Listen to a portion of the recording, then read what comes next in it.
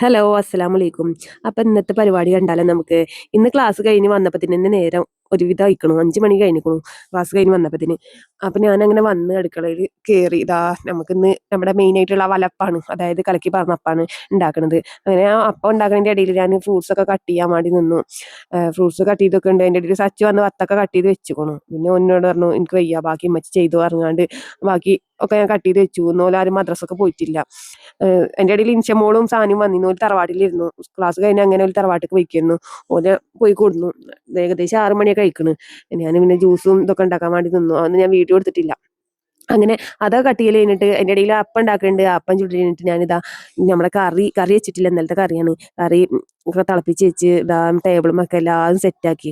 ഇന്ന് ഞങ്ങൾക്ക് എക്സാം ആയതുകൊണ്ട് നല്ലോണം നേരം വൈകിട്ടാണ് ഞാൻ അവിടുന്ന് പോകുന്നത്.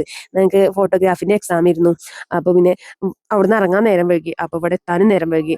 അപ്പം അങ്ങനെ ബാങ്കൊക്കെ കൊടുത്തുട്ടോ. നമ്മൾ ജിയമോളും ഉണ്ടായി നിന്ന് ഞങ്ങൾക്ക് നോമ്പ് തുണക്ക്. ജിയൊക്കെ എന്ത് കൊടുത്താലും അവൾക്ക് വേണ്ടില്ല. അവൾക്ക് നോമ്പാകാരം അല്ലെങ്കിൽ അവൾക്ക് പഞ്ഞിയകാരം. അങ്ങനെ അവൾക്ക് ഓരോന്നൊക്കെ എടുത്തു കൊടുത്തതാ ഞങ്ങൾ ഇതാ നോമ്പറന്നു. അപ്പൊ നമ്മുടെ 15ാമത്തെ നോമ്പ് ഇവിടെ അവസാനിച്ചു. അപ്പൊ ഇനി അടുത്ത വീഡിയോ ആയിട്ട് കാണാം. ഓക്കെ, ബായ്, അസ്സലാമു അലൈക്കും.